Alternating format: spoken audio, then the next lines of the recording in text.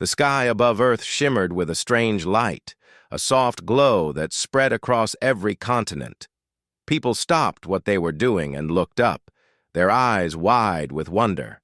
News channels went live instantly, broadcasting images of ships unlike anything humanity had ever seen. Sleek, shining, and massive, they floated gracefully in the atmosphere just above the clouds, reflecting sunlight in patterns that made it appear as though the stars themselves had come down to Earth. In the United Nations headquarters in New York, delegates from nearly every country gathered in a tense silence. For decades, humans had speculated about extraterrestrial life. Now it had arrived, openly, without warning, and in peace. "The reports are consistent," said Secretary General Anaya Patel, her voice calm but firm. "They are not weapons. They are visitors. Diplomatic visitors." Around the world, people watched as the ships descended toward designated landing zones. In Tokyo, London, Nairobi, and Brasilia, massive platforms had been prepared.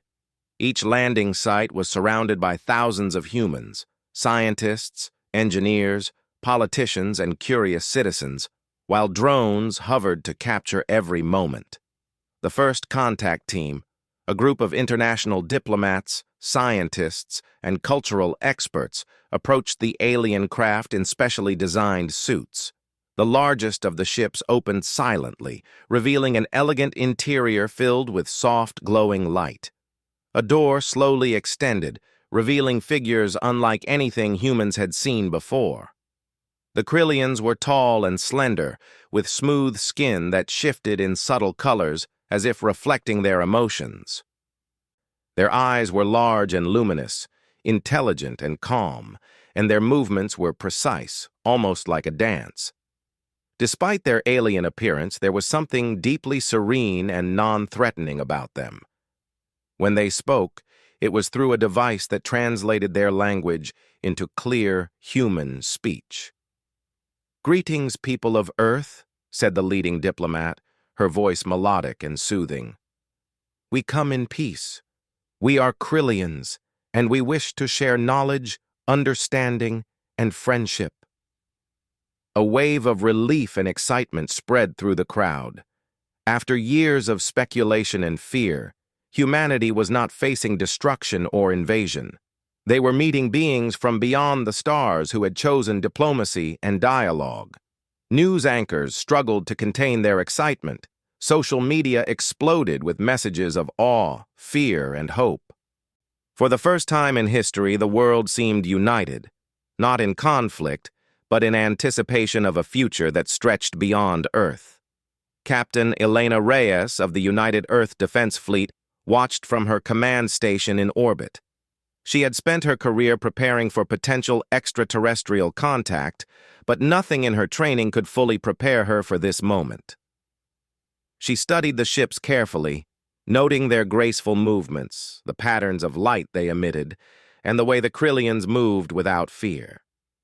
"They're peaceful," said her second-in-command, Lieutenant Morrow, observing the live feed. "But they are powerful. Look at the energy patterns coming from those ships. They're beyond anything we can produce." Elena nodded. "I know, and that's why we need to stay cautious. Peace doesn't mean we should be unprepared." Meanwhile, the diplomats on Earth were beginning their work. The Krillians moved gracefully among humans, communicating not only with words, but with subtle gestures that conveyed empathy, curiosity, and respect. They visited laboratories, schools, and cultural centers, asking questions about humanity's history, science, and art. Children were fascinated. They reached out to touch the soft, glowing hands of the Krillians, who responded with gentle movements and shifting colors that seemed to comfort them. Scientists were amazed at the technology the aliens carried, devices that could analyze samples instantly, project detailed holographic images, and display information in ways that challenged human understanding. Yet, not everything was simple. Some humans felt uneasy. Governments and private organizations began quietly analyzing the Krillians' technology, trying to understand their motives. Questions arose. Why now? Why Earth? And what did the Krillians hope to gain from this contact? In Moscow, Professor Ivan Petrov, a leading astrophysicist, observed the ships through telescopes and orbital sensors. Their energy signatures are complex, he said. They are using principles of physics we have barely begun to understand, and yet they are here, choosing diplomacy. That is remarkable.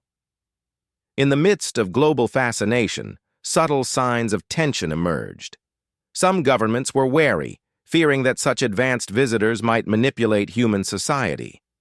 Politicians debated the best approach, whether to fully cooperate, to remain cautious, or to prepare for worst-case scenarios. Despite these concerns, the Krillians maintained a calm and patient demeanor. They attended forums and conferences, listening carefully, asking thoughtful questions, and responding with insights that often astonished human experts. They shared knowledge about renewable energy, medical advances, and environmental restoration. They offered solutions to problems that had plagued humanity for centuries, but always with the caveat that humans must choose their own path. On the first day of formal diplomatic meetings, Elena and her team observed the Krillians closely. They noted patterns in their communication, gestures, and behavior. While friendly, the aliens seemed to be assessing human behavior, how leaders reacted under pressure, how scientists approached problem-solving, and how humans interacted with each other when faced with new knowledge. Elena whispered to Morrow, "They're learning about us as much as we're learning about them. And that makes me uneasy. Not because they are dangerous, but because they are evaluating humanity. And they are good at it." By the third day, humans had begun to form relationships with the Krillians. Teams of engineers and scientists worked alongside them to improve infrastructure, create new technologies, and design collaborative experiments.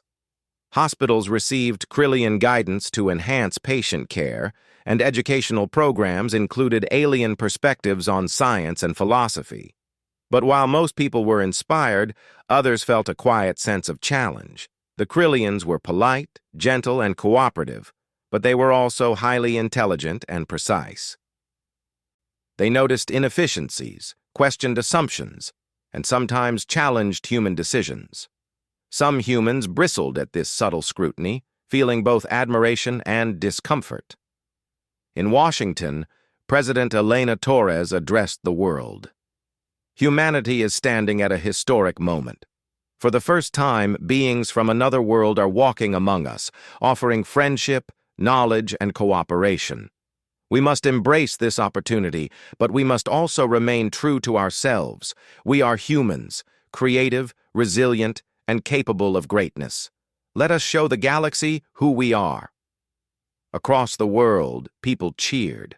Streets were filled with celebrations, music, and spontaneous gatherings. Children waved at the Krillians, who waved back with gentle, color-shifting motions that fascinated everyone. Artists painted murals, scientists wrote papers, and ordinary people marveled at the beauty and intelligence of the visitors. Even as humanity celebrated, Captain Elena remained vigilant. She studied orbital scans and energy readings, noting unusual signals that seemed unrelated to the diplomatic ships. "We're not just observers," she said to her team. "They are watching us too, and we need to be ready for whatever comes next." The first week ended with a monumental event. The Krillians invited human leaders, scientists, and cultural representatives to a shared space, a massive station hovering above Earth. It was unlike anything humans had built or imagined, a harmonious blend of alien and human design, glowing softly with energy that felt alive. From that station, humans could see Earth in a way they never had before. The blue oceans, green forests, and white clouds seemed even more precious, as if the Krillians themselves were marveling at the planet. In the calm of that moment, it became clear. This was more than diplomacy. It was a test, not of strength, but of humanity's capacity to adapt, to think, and to grow. As Captain Elena gazed at the ships hovering silently in orbit, she could not shake a feeling deep in her chest. Humanity's story was about to change. The Krillians were here, and the future of Earth would never be the same. But whether that future was full of danger, opportunity, or both, it would belong to humans, and only humans could rise to meet it. The days after the Krillians' arrival passed with a mixture of wonder and caution. Humans marveled at the alien technology, the elegance of their designs, and the calm intelligence that the visitors displayed. Cities lit up with energy grids the Krillians shared, and new medical treatments promised to improve lives almost immediately. It was a golden time for science and innovation. Yet beneath the excitement, a subtle tension began to grow. Some humans could not ignore the fact that the Krillians seemed to know more about Earth than they should. They understood weather patterns, ecosystems, and even human culture with surprising depth. Captain Elena Reyes of the United Earth Defense Fleet studied these signs carefully. She sat in the command center of Earth's orbital station, eyes glued to multiple screens displaying alien ships moving gracefully in orbit. "They are helping us," she said, "but they are also watching us. And I want to know what they are learning." Lieutenant Morrow, her trusted second-in-command, leaned over the console. "They're probably just being thorough. These are diplomats, not soldiers." Elena shook her head slightly. "Maybe. But every species that reaches this level of intelligence is careful, and we need to be ready for anything. Even if their intentions are peaceful, their presence changes everything." Meanwhile, on the surface of the Earth, humans worked alongside Krillians in ways never imagined. Engineers collaborated to strengthen city infrastructure, while scientists studied new forms of energy that could reduce pollution and provide unlimited power. Students in schools around the world learned not only human science, but also Krillian principles of logic, mathematics, and philosophy. The Krillians were patient teachers, guiding humans to explore their own creativity. They rarely gave direct answers, instead posing questions that made humans think in new ways. "Why do you do it this way?" they asked. "Could it be different? Could it be better?" For many, this approach was inspiring. Dr. Lila Kwan, a physicist in Seoul, found herself working late into the night with Krillian scientists, exploring patterns in energy flow that humans had never noticed. "They don't just give solutions," she said, excitement brightening her face. "They make us see possibilities we never imagined. It's like our minds are opening for the first time." But not everyone was as comfortable. Governments debated secretly over how much they should trust these visitors. Intelligence agencies scanned the Krillians' communications, looking for hidden intentions. Some leaders feared that humans might become too dependent on alien technology. Others worried that the Krillians could subtly influence decisions in ways humans could not detect. In Geneva, a global council convened to discuss these concerns. Secretary General Anaya Patel addressed the room. "We are witnessing an historic moment. The Krillians bring knowledge and opportunity, but we must remain vigilant. Humanity's future must be determined by humans. We will cooperate, but we will not surrender our independence." At the same time, unusual signals began appearing in orbital data. The Krillian ships moved with purpose, but there were faint, irregular traces of objects that did not match known patterns. Captain Elena and her team analyzed these signals, trying to understand their origin. "They're hard to interpret," said Lieutenant Morrow. "They don't match anything in our database. Could be new Krillian tech." Elena studied the data with narrowed eyes. "Or it could be a test. They are observing us, learning our response times, our strategies, and how we handle uncertainty. We need to be ready for that." Back on Earth, the Krillians continued to impress with their diplomacy. They met with local leaders, shared cultural insights, and attended ceremonies. In Paris, they visited museums, observing human art with a deep appreciation that seemed almost emotional. In Nairobi, they walked through urban gardens, studying the balance between nature and technology. Wherever they went, they inspired humans to see their own world with fresh eyes. Yet, small signs reminded humanity that these visitors were still alien.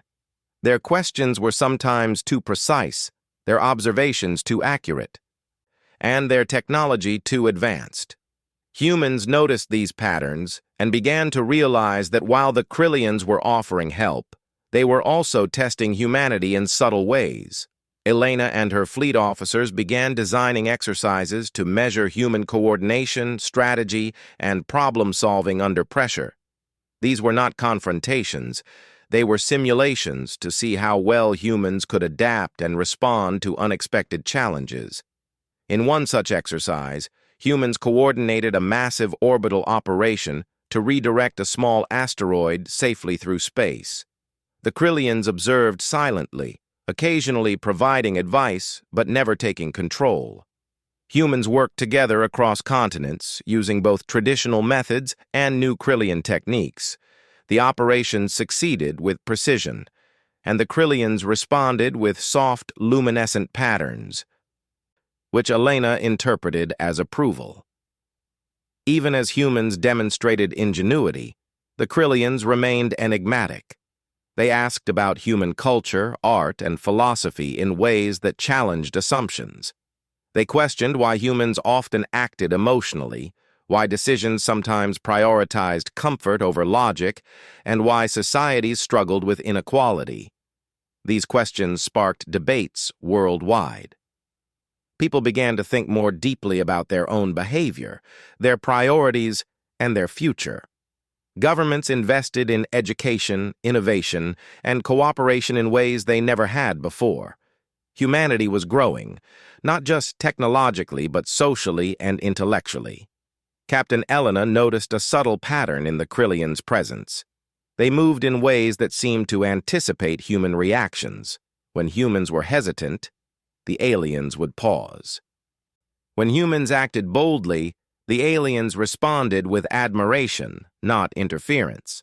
It became clear that the Krillians were not testing strength. They were testing creativity, courage, and resilience. In the middle of this intense collaboration, Dr. Lila Kwan made a startling discovery. While studying energy flow in a hybrid system, she noticed a pattern that suggested the Krillians were scanning not only technology, but also human decision-making processes. "They're learning from us," she explained to her team. "Every choice we make, every calculation, every solution, it's being observed. They're not just helping, they're measuring what makes us human." This realization caused a ripple of excitement and concern. Humans were being evaluated not as inferiors, but as peers. The Krillians were trying to understand humanity's unique strengths, our ability to adapt, create, and solve problems in unexpected ways. Meanwhile, ordinary people continued their lives, inspired by the presence of the Krillians. Schools introduced alien philosophy alongside human history. Cities adopted new energy grids. Farmers learned new techniques for soil management. Artists incorporated Krillian design elements into their work.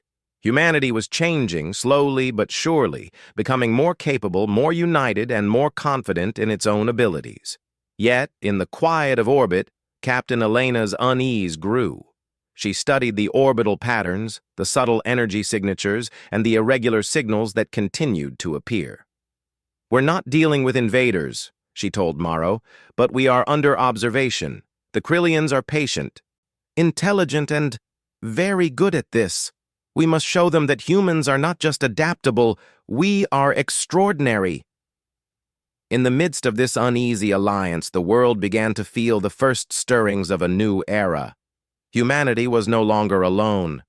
For the first time, the species was being seen, evaluated, and understood by beings far older and wiser than itself. And for the first time, humans realized that the future of their planet, and perhaps of the galaxy, might depend on how well they could rise to the challenge. As Part 2 ended, the sky glowed with the steady light of Kryllian ships, hovering silently, yet observantly, above Earth. Humans celebrated, innovated, and adapted, while Captain Elena and her team prepared for what lay ahead. Somewhere in the shadows of space, the faint traces of unknown objects hinted that the next stage of this extraordinary encounter was approaching, an event that would challenge humanity like never before. The world had entered a new chapter.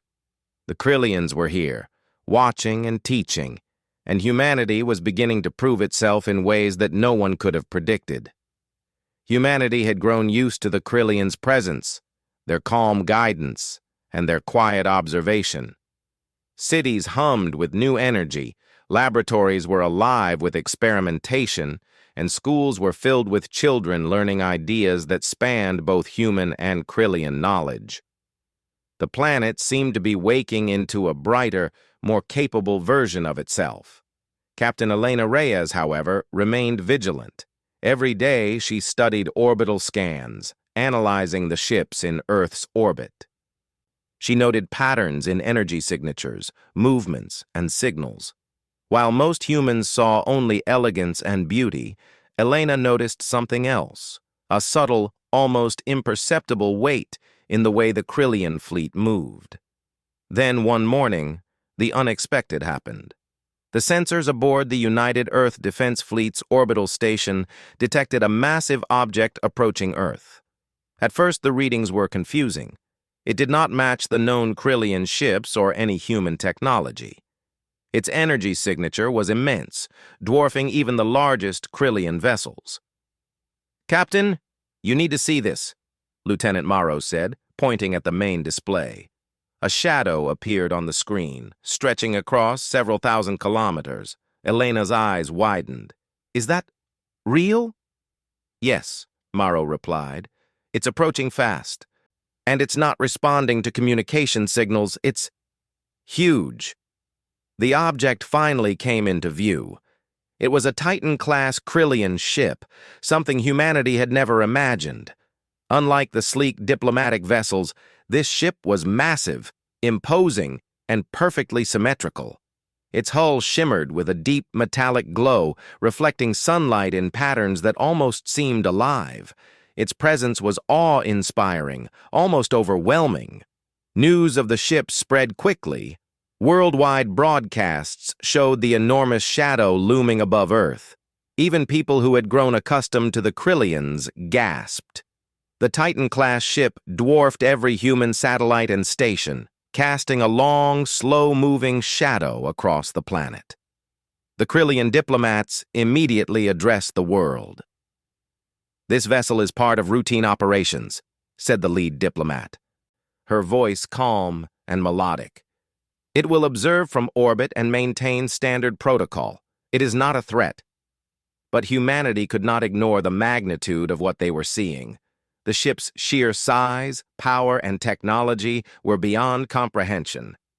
Even with the Kryllians' assurances, governments and military leaders prepared for any possibility. In the orbital command center, Captain Elena studied the ship with her team. "It's too large to be just for observation," she said. "This is a Titan-class vessel. They don't make ships like this for nothing. We need to understand what it's doing here and what it wants." Lieutenant Morrow frowned. "The diplomat said it's routine. Maybe it really is just observation." Elena shook her head. "Observation or not, it changes everything. Humans have never faced anything like this. And I want to make sure we are ready, no matter what comes next." The next days were filled with tension. While the Kryllian diplomats continued their work on the surface, the Titan-class ship remained in orbit, its energy fields pulsing faintly. Scientists and engineers worked tirelessly to study its presence, trying to decipher its patterns and purpose. Dr. Lila Kwan, who had been collaborating closely with Kryllian scientists, discovered something remarkable. The ship seemed to respond to human innovation. When humans attempted new orbital maneuvers, the ship adjusted its position subtly. When humans experimented with hybrid energy systems, faint signals suggested the ship was analyzing the data. "It's like it's learning from us," Lila said, awe in her voice. "Not in a way to attack, but in a way to understand. They're observing our abilities, our creativity, our problem-solving. They want to see what humans are capable of." Captain Elena realized that this was a test, not of strength, but of ingenuity. The Titan-class ship was immense, powerful, and intimidating, but it had not acted aggressively. Humanity was being measured, not threatened. Governments began cooperating like never before. Communication networks shared real-time data. Scientists in Tokyo worked with engineers in São Paulo. Schools encouraged students to propose creative solutions to energy, transportation, and environmental challenges. Humanity was proving its ability to adapt, learn, and think beyond limitations. Despite the apparent peaceful nature of the ship, the presence of the Titan-class vessel ignited a mix of awe and fear among the population.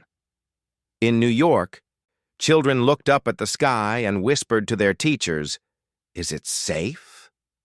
In rural villages in India, farmers paused their work to see the massive shadow passing overhead. Even in the most isolated regions, humanity felt the presence of something far greater than themselves. Captain Elena coordinated a series of exercises designed to test human readiness. Using orbital satellites and asteroid defense systems, humans practiced moving, coordinating, and responding to unexpected scenarios. The Titan-class ship observed silently, its glowing hull reflecting sunlight like a silent, watchful guardian. One exercise involved rerouting a small asteroid that was already on a monitored trajectory near Earth. Teams of engineers and pilots worked tirelessly, using both human ingenuity and insights gained from Krillian guidance. The asteroid was redirected safely, and the Titan-class ship responded with subtle changes in its energy fields, almost like acknowledgement or approval. It became clear to Elena that the Krillians valued human creativity and problem-solving above all else. Strength alone was meaningless. What mattered was adaptability, cooperation, and the ability to innovate under pressure.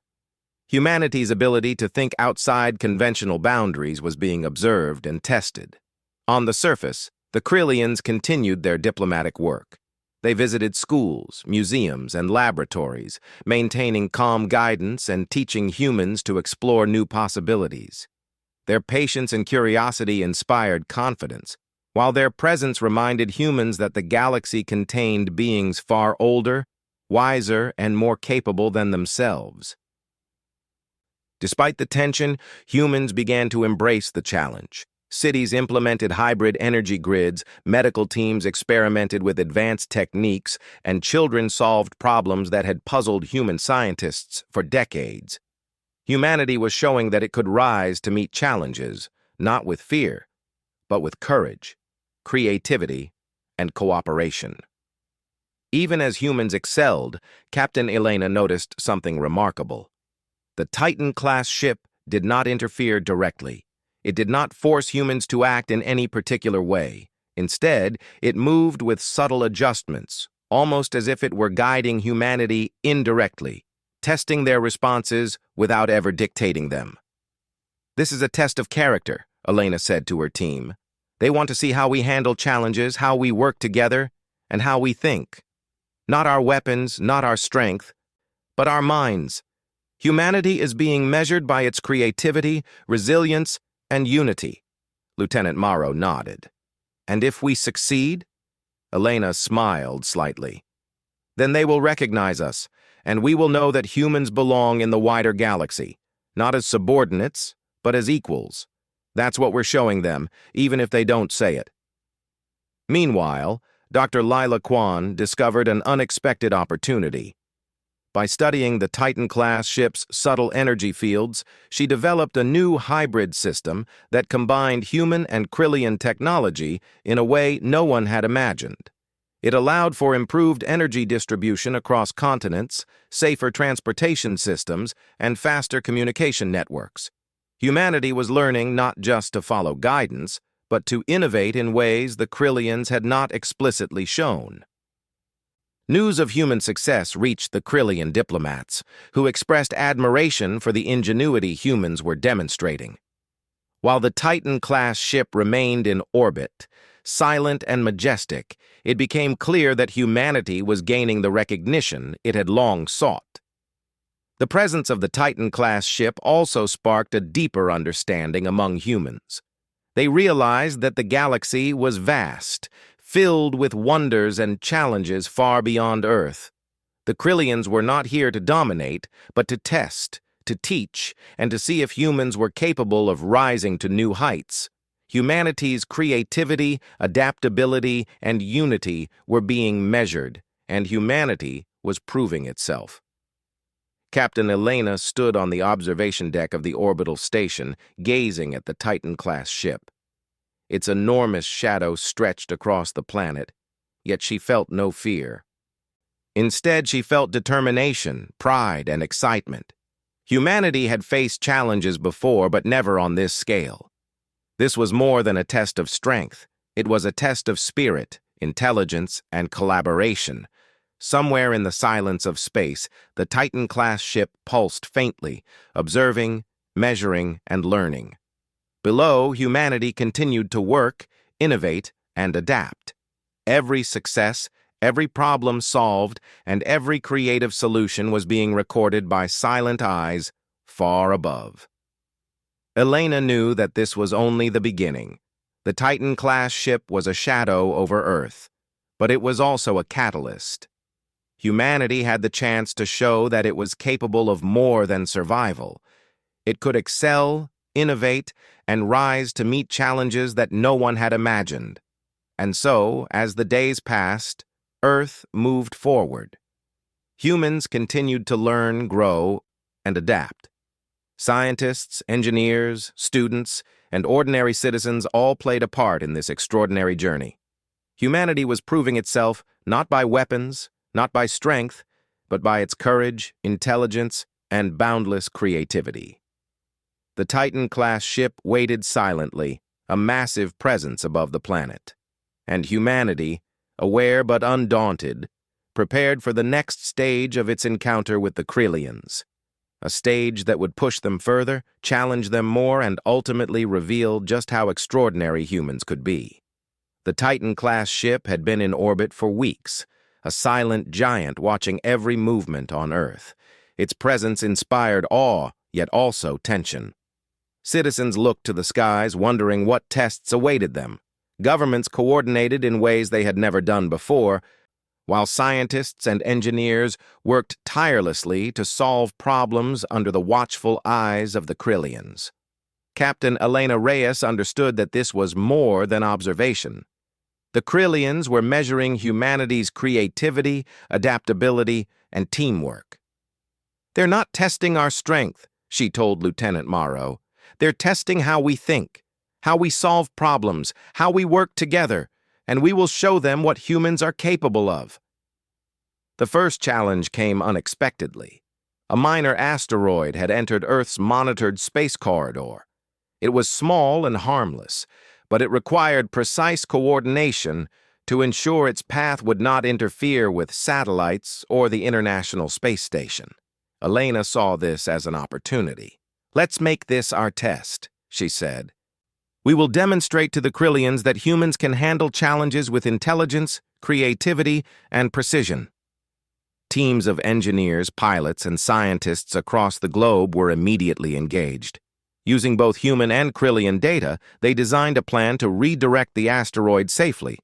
But instead of following instructions blindly, they improvised, finding solutions that the Krillians had never suggested. Dr. Lila Kwan worked with a team in Seoul to design a temporary energy conduit, allowing the asteroid to be nudged gently using solar-powered thrusters. In Sao Paulo, engineers calculated trajectory adjustments, predicting the asteroid's path with extreme accuracy. In Geneva, mathematicians coordinated real-time data to ensure every calculation matched perfectly. Elena coordinated the operation from orbit. She watched as the asteroid's movement began to align with the human-designed path. The Titan-class ship hovered silently above, energy fields pulsing faintly, as if observing every choice, every adjustment. Finally, with precise timing and coordination, the asteroid was redirected safely through space. The team erupted in cheers, their excitement echoing across continents. People on the streets celebrated. Children waved at the sky, imagining that the massive ship above was smiling at them. The Krillians' response was subtle but clear. The Titan-class ship's hull shimmered in intricate patterns, which the diplomats later explained were a form of recognition and approval. Humans had not only completed the task, they had done it in a way that demonstrated ingenuity, adaptability, and collaboration. Elena smiled, feeling a mix of relief and pride. "This is what they wanted to see," she said. "Not just success, but creativity and teamwork. Humanity is proving itself." Encouraged by this success, humans began tackling more complex challenges. Urban energy networks were redesigned using hybrid human-Krillian systems, making them more efficient and sustainable. Agricultural programs improved crop yields by integrating Krillian environmental insights while still maintaining human farming traditions. Schools encouraged students to think critically, experiment, and innovate, giving young minds the freedom to explore in ways that had never been possible before. Even in the arts, humans embraced new inspiration. Musicians, painters, and writers incorporated Krillian ideas into their work, creating compositions, murals, and stories that celebrated both human creativity and the wonders of the galaxy. Humanity's spirit of exploration and innovation blossomed under the Krillians' subtle guidance. Captain Elena also recognized that leadership, decision-making, and courage were being observed. She organized simulations of space operations that tested coordination under pressure. Teams were challenged to redirect orbital satellites, repair systems in simulated emergencies, and communicate seamlessly across vast distances. Each exercise highlighted humanity's ability to adapt, innovate, and cooperate. The Krillians did not intervene directly. They observed silently, allowing humans to make mistakes, learn, and improve. It became clear that they valued growth, not perfection.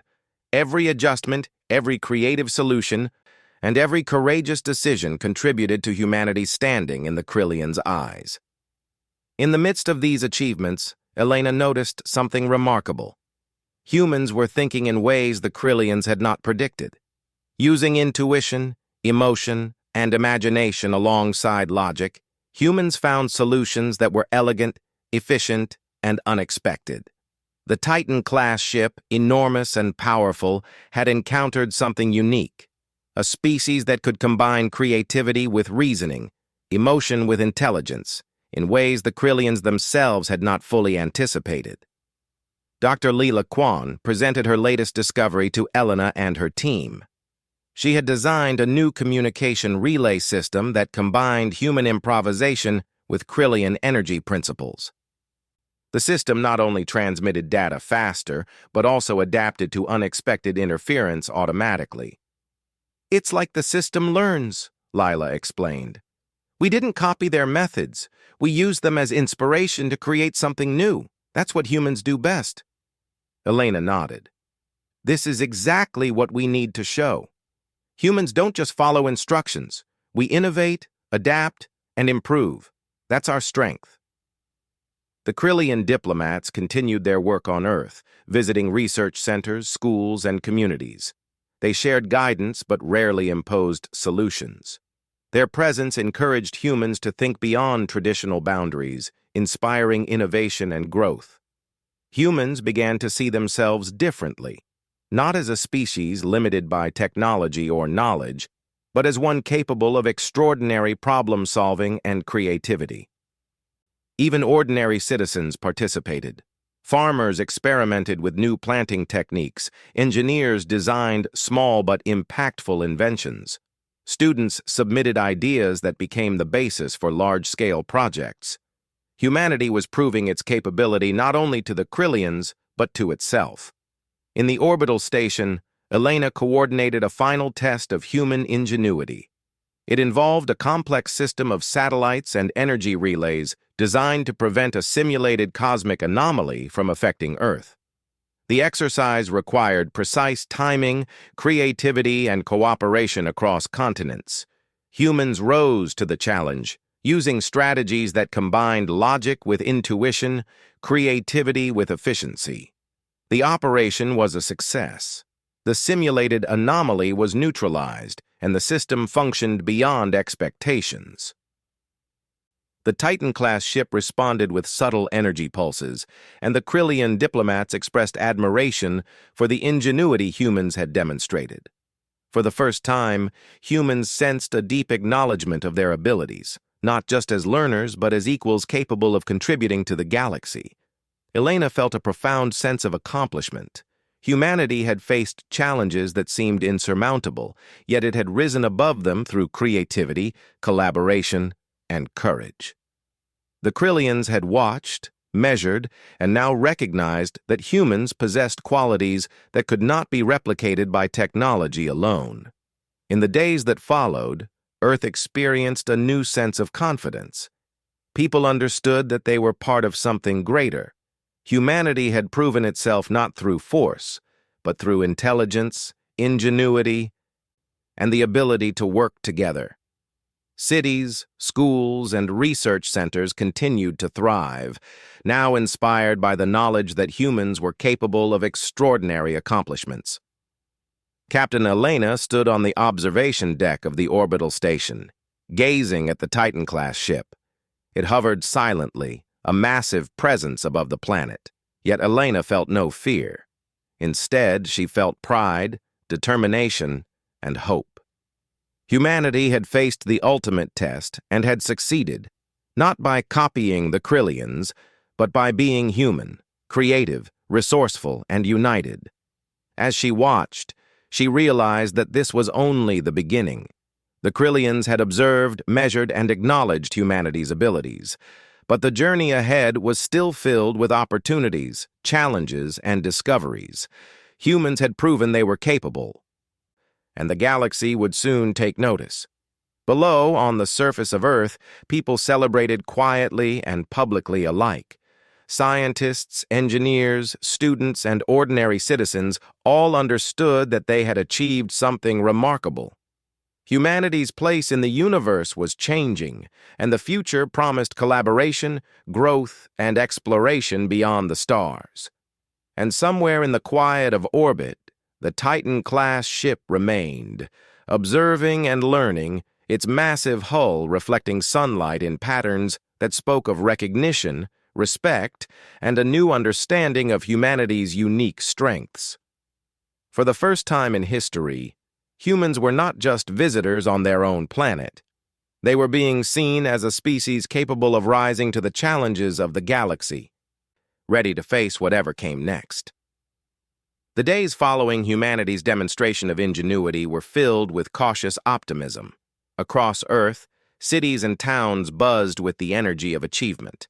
Scientists, engineers, students, and ordinary citizens all felt a renewed sense of purpose.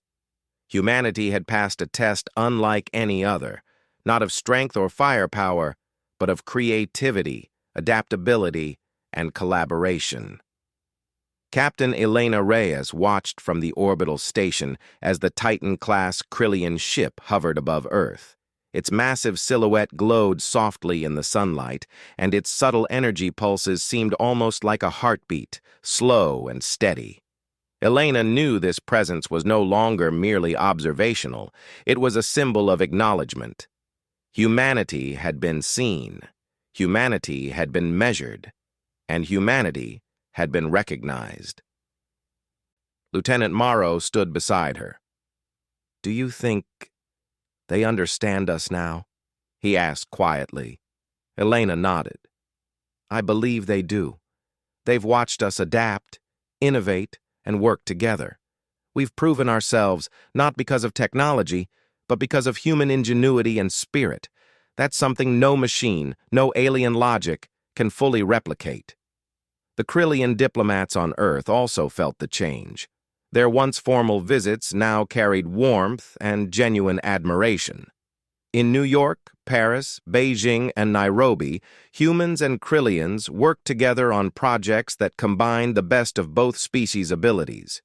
Laboratories were filled with joint experiments, schools implemented hybrid education programs, and engineers collaborated on designs that bridged human imagination and Krillian precision. In Geneva, the Global Council convened once more. Secretary General Anaya Patel addressed the room, her voice filled with pride. Humanity has faced the eyes of the galaxy and risen to the challenge. We have shown courage, creativity, and unity. Today, we are no longer just observers in our own world. We are recognized as equals among those who watch and explore the stars. On the orbital station, Captain Elena and her team monitored the Titan-class ship as it began a subtle transformation. Its hull shimmered with colors that shifted gracefully, forming intricate patterns that seemed almost celebratory. The energy pulses grew rhythmic, almost musical, as if the massive vessel itself were expressing admiration. Dr. Leela Kwan studied the data coming from the ship. "It's almost like a message," she said. "Not words, but a recognition of what we've done." "They're showing respect," Elena smiled. "Then we have done more than pass a test. We have earned their respect." Meanwhile, the Krillian diplomats spoke openly about their observations. "Humans are extraordinary," the lead diplomat said. "Your species demonstrates adaptability, creativity, and cooperation in ways we did not fully anticipate. These qualities are rare, even among advanced civilizations. Earth has shown that its people are capable of contributing to the wider galaxy, not as subordinates, but as equals." This acknowledgement was met with cheers across the globe. People celebrated in streets and squares, in schools and laboratories. The feeling was not just of triumph, but of confidence. Confidence in humanity's abilities, ingenuity, and potential. For the first time, many understood that the species was capable of greatness beyond Earth. Even the children who had waved at the Krillians' hands weeks earlier felt a profound pride. They had been the first generation to learn directly from beings from another world, to explore ideas and technology previously unimaginable, and to contribute to the planet's collective achievements. Humanity was changing, and its future looked brighter than ever. Captain Elena reflected on the journey. From the first arrival of the Krillian diplomats to the appearance of the Titan-class ship, humanity had faced uncertainty, tension, and subtle tests. Yet, through ingenuity, cooperation, and courage, humans had not only adapted but excelled. They had demonstrated that intelligence and creativity were as valuable as technology, and that unity was a strength that no external force could ignore. In orbit, Elena coordinated a final ceremony with the Krillians. Representatives from all nations gathered aboard the hybrid space station, which had become a symbol of collaboration between humans and aliens. The Krillian diplomats addressed the assembly. "People of Earth, we have watched, learned, and observed. Your creativity, resilience, and unity are remarkable. You have shown qualities that cannot be measured by technology or strength alone. Today, we honor humanity not as visitors, but as partners in knowledge, exploration, and discovery. Your place among the stars is recognized." The room erupted in applause. Scientists, diplomats, children, and engineers alike cheered. For the first time, humans felt their place in the galaxy, not as learners under alien supervision, but as respected equals capable of shaping the future. Back on Earth, celebrations were quiet in some places, joyous in others. Cities illuminated the night sky with light displays, reflecting both human achievement and Krillian inspiration. Students shared their projects, families gathered to discuss new ideas, and communities reflected on the journey that had brought humanity to this moment of recognition. Captain Elena stood on the observation deck, gazing at the Titan-class ship. It pulsed softly, a massive and silent acknowledgement of humanity's success. She felt a deep sense of pride, not just for her team or her country, but for the entire species. Humans had risen to challenges that no one else could face, using creativity, unity, and courage as their guide. Lieutenant Morrow approached. "Do you think we'll see them again?" Elena smiled, her eyes fixed on the massive ship above. "I believe so, but even if we don't, they know who we are now. Humanity is seen, recognized, and respected, and that's what matters. The galaxy will never underestimate us again." Over the following weeks, Earth and the Krillians began establishing formal partnerships. Joint research centers were built, hybrid education programs were expanded, and collaborative projects were launched across continents. Humanity learned about distant stars, alien ecosystems, and advanced technologies, while still maintaining autonomy and the freedom to innovate. For the first time, humans realized that recognition in the galaxy was not about power, domination, or weapons. It was about intelligence, creativity, cooperation, and courage. These qualities, intrinsic to humanity, had earned them a place among advanced civilizations. Children learned about the Krillians not just as aliens, but as teachers and collaborators. Scientists were inspired to push boundaries in medicine, energy, and environmental solutions. Engineers designed technologies that combined the best of human and alien knowledge. Artists celebrated the beauty of collaboration and understanding between species. Captain Elena knew that humanity's journey had only begun. The recognition by the Krillians was not an endpoint. It was an invitation. Humanity now had the opportunity to explore, learn, and grow beyond Earth, armed with the knowledge that it could rise to challenges greater than any planet-bound obstacle. One evening, Elena stood alone on the observation deck. The Titan-class ship hovered above, its glowing hull reflecting the blue oceans and green forests of Earth below. She thought about the journey from the first Krillian diplomat's arrival to this moment of acknowledgement. Humans had faced uncertainty and subtle tests, but they had succeeded by embracing what made them unique.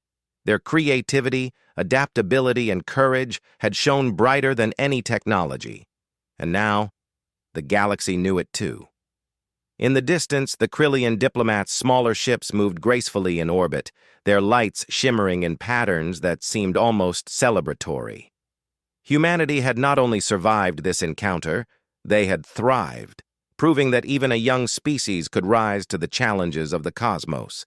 Elena took a deep breath, feeling a mixture of pride, hope, and anticipation. Humanity had shown the universe its potential, and the future was full of promise. The Titan-class ship, once a symbol of uncertainty, now represented opportunity, respect, and collaboration.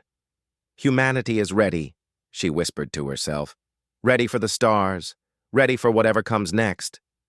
And so, as the Krillians' ships slowly departed orbit to continue their travels among the stars, Earth remained a beacon of ingenuity, unity, and resilience. Humanity had proven itself through courage, creativity, and cooperation. It had earned recognition, respect, and a place in the galaxy. The story of the Titan-class ship and the Krillian diplomats would be told for generations, not as a tale of fear or submission, but as a story of human ingenuity, spirit, and the triumph of a species that had risen to the challenge and shown the universe the best of what it could be. Humanity had been tested, and humanity had passed.